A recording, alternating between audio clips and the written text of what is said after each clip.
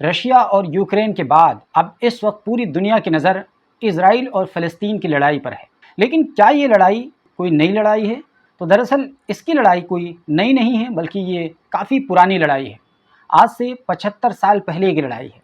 यानी इस लड़ाई की शुरुआत उस वक्त से हो गई जब 14 मई 1948 को इजराइल का फ़लस्तीन की सरजमीन पर क़याम किया गया। उसके ठीक एक ही दिन के बाद 1948 15 मई को इजराइल पर 4 अरब देशों ने, उसमें से मिस्र, इराक, शाम और उर्दून, चारों ने एक साथ हमला कर दिया।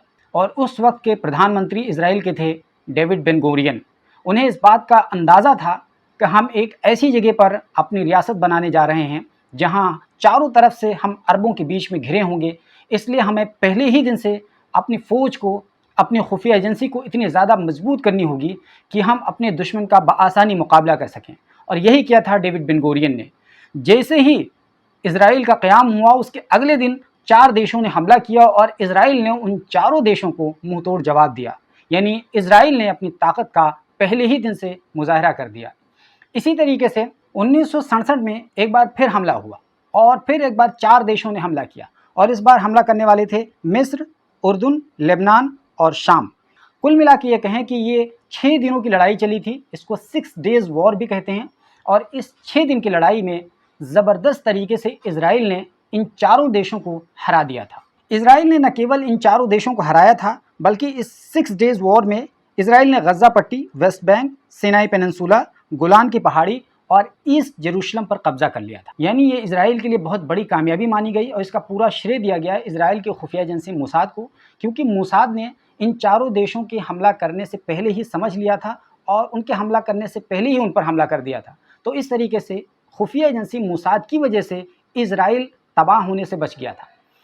आखिरकार 1973 का दिन आता है, 6 अक्टूबर, उन योम किपुर के मौके पर, यानी यहूदियों का एक त्यौहार, बहुत मुक़द्दस त्यौहार योम किपुर।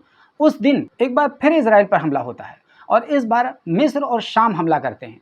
आप देख रहे होंगे कि यहाँ पर मिस्र लगातार हमलावर है और ये कोशिश कर रहा है कि फ़िलिस्तीनियों को उनकी ज़मीन पर बसाया जाए और इजराइलियों को या यहूदियों को यहाँ से मार भगाया जाए, खदेड़ दिया जाए। ये मिस्र की कोशिश थी।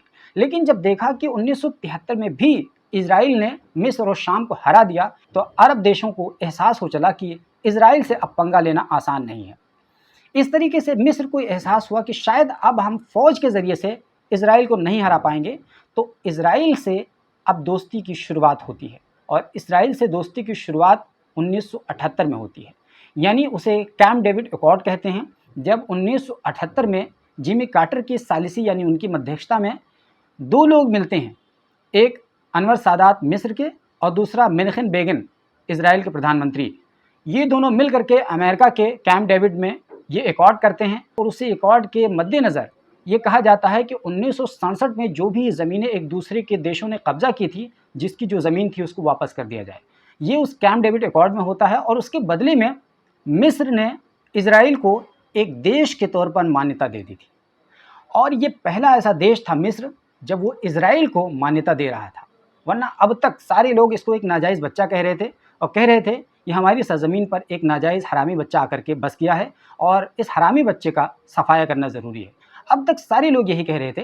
लेकिन मिस्र ऐसा पहला देश था जिसने इजराइल को एक कंट्री के तौर पर रिकग्नाइज़ किया था, और ये इजराइल के लिए कूटनीतिक बहुत बड़ी जीत थी। इसको लेकर के फ़लस्तीन और इसके अलावा दूसरे देशों के मुसलमान भी मिस्र के सदर अनवर सादात से काफ़ी नाराज़ हुए। यही कारण था कि अनवर सादात की 1981 में, यानी उस कैंप डेविड एकॉर्ड के 3 सालों के बाद 1981 में सरेआम हत्या कर दी जाती है। बहरहाल ये तमाम चीज़ें होती हैं, और अब यहाँ पर एंट्री होती है PLO की, पैलेस्टाइन लिबरेशन ऑर्गेनाइजेशन, यानी एक ऐसी तंजीम जो यासिर अराफात ने बनाई थी 1964 में, जब उन्हें महसूस हुआ कि 1967 यानी 6 डेज़ वॉर में फ़लस्तीन के कॉज को और फ़लस्तीन के क़याम को सख्त धचका लगा है। तो उन्हें एहसास हुआ कि अब किसी दूसरे देश के सहारे के बिना खुद से ये लड़ाई लड़नी पड़ेगी। तो उन्होंने हिंसा के ज़रिए से इस लड़ाई की शुरुआत कर दी। इसी कारण से PLO को एक टेररिस्ट ऑर्गेनाइजेशन घोषित कर दिया गया। लेकिन बाद में 1980 के बाद में PLO को एहसास हुआ कि शायद हिंसा के ज़रिए से इस मसले का हल होने वाला नहीं है और फ़लस्तीन का क़याम मुमकिन नहीं है। तो इस एहसास के बाद PLO ने बाज़ाब्ता तौर पर सियासत में कदम रख दिया, और इसी दौरान 1987 में शेख अहमद यासीन ने हमास की बुनियाद डाली।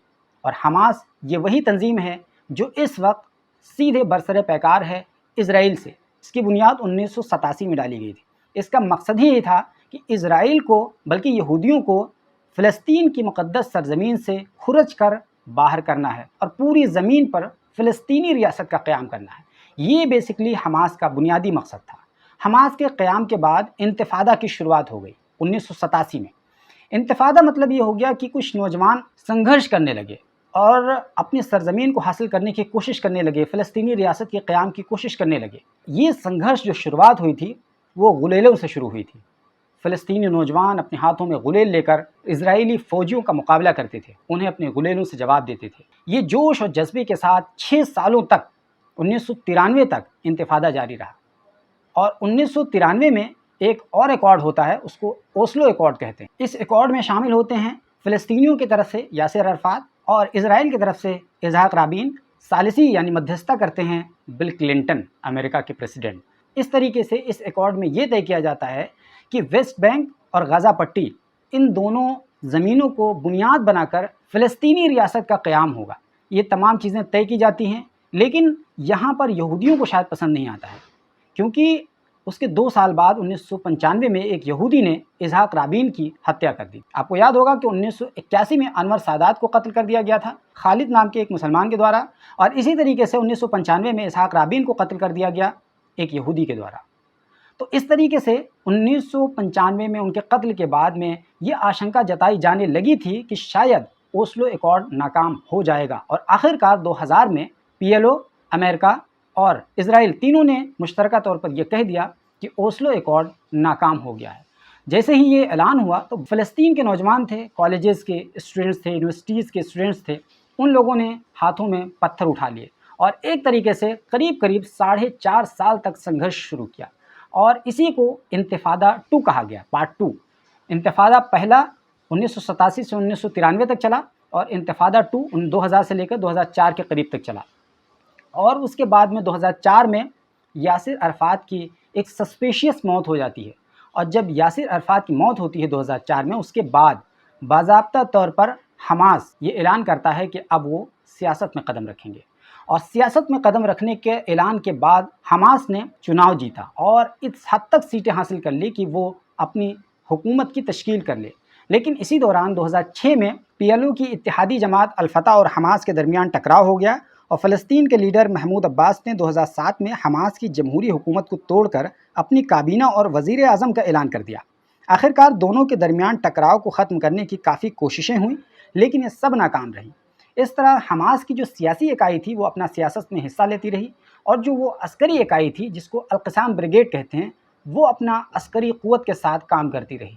और इस वक्त वही अल-क़साम ब्रिगेड इस वक्त इजराइल के साथ बरसरे पैकार है। बहरहाल सन 2012 का वक्त आता है, और 2012 में महमूद अब्बास ने यूनाइटेड नेशन से बाज़ाब्ता तौर पर फ़लस्तीन को एक रियासत का दर्जा दिलाने में कामयाबी हासिल कर ली।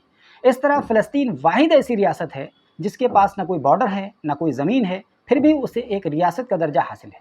समय आता है 2018, जब अमेरिका के तत्कालीन प्रेसिडेंट डोनाल्ड ट्रंप की सहायता से इजराइल के प्रधानमंत्री बिन्यामिन नेतन्याहू ने अपनी राजधानी तेल अवीव से शिफ्ट करके ईस्ट जेरूशलम में कर दिया। हालांकि ये बात याद रहे कि अभी भी दुनिया के बेशतर ऐसे ममालिक हैं जिन्होंने जेरूशलम में इस राजधानी को एक्सेप्ट नहीं किया है, मान्यता नहीं दी है।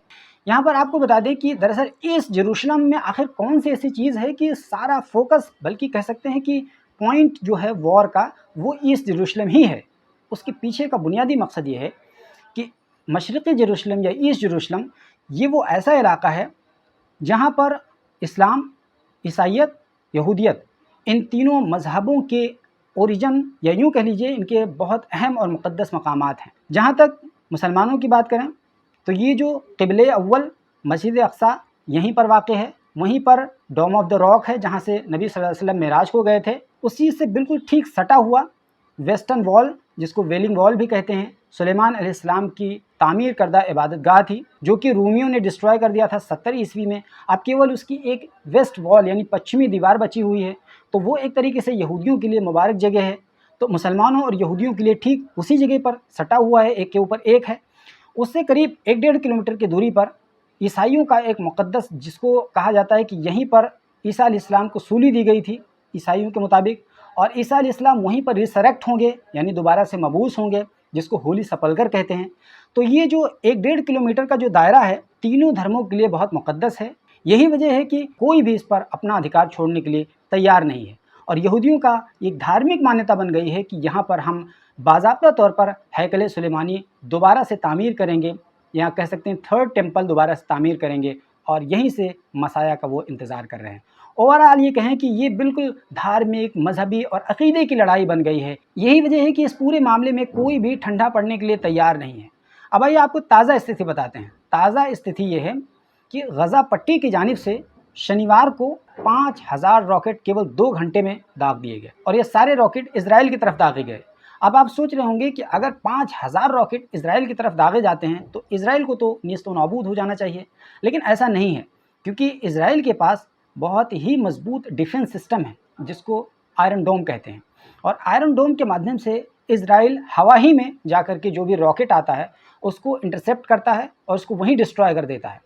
एक आध बचा करके अगर निकल जाते हैं तो वहीं जाकर के नुकसान पहुंचाते हैं, और वही हुआ है। जो भी बचा करके इधर उधर आकर के निकले हैं, उसने ही करीब करीब 100 इजराइलियों को मार गिराया है, जबकि करीब करीब 200 से 250 के बीच में ताज़ा इत्तला यह है कि फ़लस्तीनी भी मारे गए हैं। कुल मिला के ये कहें कि दोनों तरफ से कैजुअलिटीज़ हुई हैं, और चूँकि जानें दोनों तरफ से गई हैं, इसी वजह से दोनों की तरफ से गम है, गुस्सा है, और साथ ही साथ जोश भी है। यही वजह है कि एक तरफ बेंजामिन नेतन्याहू ने ये कहा है कि हम स्टेट वॉर में हैं, हम हालत जंग में हैं, हम इसका भरपूर जवाब देंगे। वहीं दूसरी तरफ हमास की तरफ से ये कहा गया है कि हम मस्जिद अक़सा की बाजियाबी, बहाली और मस्जिद अक़सा से सहयूनियों को, यहूदियों को मार भगाने के लिए हम अल अक़सा तूफ़ान एक मुहिम की शुरुआत कर रहे हैं, और ये शुरुआत है, इसका अंजाम ये होगा कि हम मस्जिद अक़सा को नापाकों से पाक करेंगे। इस पर पूरी दुनिया की नज़र बनी हुई है, हिंदुस्तान भी इस पर नज़र बनाया हुआ है। हिंदुस्तान के लोग बड़ी संख्या में इस पर रिएक्ट कर रहे हैं। आप इस सिलसिले में क्या कुछ कहना चाहते हैं? कमेंट बॉक्स खुला हुआ है, और हमारे चैनल पर पहली बार आए हैं तो प्लीज़ ज़रूर सब्सक्राइब कर लीजिए, क्योंकि हम इसी तरह के कॉम्प्रिहेंसिव स्टोरीज़ बनाकर आपको देते रहते हैं।